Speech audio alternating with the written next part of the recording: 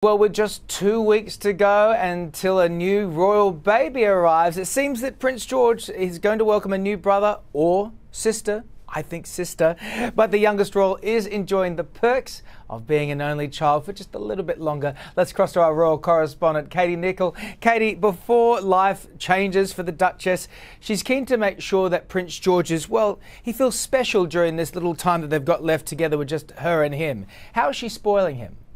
Well, she is. I mean, we know that she was out shopping, she was picking up booties and, cute things for Prince George, but it hasn't just been buying him presents, it's actually taking him places and spending time with him. So a few weeks ago, they went to the Science Museum in London, and it's New Idea magazine who's reported that very recently they enjoyed a mother and son date at a little farm park not far from where they're living in Anmer, in Norfolk. And really, quite astonishingly, Kate's security detail was sort of at a discreet distance, and according to onlookers, it was just like any other mother and their son, petting the goats, feeding the pigs, playing in the sandpit, just really having fun. And I think what's so lovely about this story is that A, it's only just broken and it happened a while ago, but B, that she gets to spend this quality time with her son. There's no one taking pictures on a camera. She's just left alone to be Kate, not the Duchess of Cambridge with the future king. And I think that's really special. But of course, for Kate, it's special as well,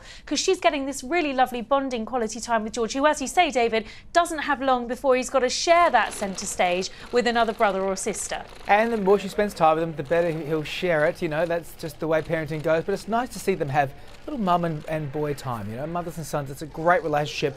But, obviously Prince William has been kept away for a little bit due to work commitments. But there's a very, very funny story that I wanted to tell about where Prince George was looking for his daddy. Oh, I love this story. It's just such an insight into his cute, gorgeous character.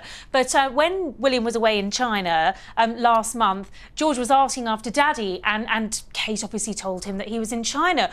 Well, at which point the little toddler started peeking around in the kitchen cupboards, where of course we keep our china, and says, "Daddy's not in here." I mean, how cute is that? What a sweet little story. And this has only just come out as well. Kate went to a party at the Goring Hotel, which, if you remember, is the hotel that she spent her last night as a commoner at before her wedding to Prince George. And she was, to Prince William. And she was telling this story about Prince George to another guest. And it's just delighted everyone that's read it, because it is just such a sweet story. This little boy looking for daddy in the china cupboard. I love how little boys are so literal with things. It's so, so adorable. Very sweet. Well, we're only 10 days away, Katie, until we have potentially a new baby, maybe even a little bit before then. So London is already preparing. What's the news there? Well, it is actually on my way into the studio this evening. I've driven past St Mary's, and there are some road rerouting taking place. Some barriers have gone up. Now, no cause for an immediate excitement, I'm afraid, because the palace did say that this was going to happen. They've really put road restrictions in just to divert traffic, and put pens up where now places are being marked out for individual media organisations. I want to know, Katie, just quickly, will you be camping out? Well, there's no real need to camp out. I may end up having to spend quite a lot of time out there, but the reason they've done this, David, and put these restrictions in place is to stop that from happening. You remember last time round, I think some of the photographers and cameramen were out there for a month. That's not going to happen this time. They don't want us out there until the Duchess has been admitted and she's gone into labour. And frankly, that's good for her and it's great for us. Well, for all us royal nerds, we're very, very excited about this day coming, and we are holding our breath in anticipation.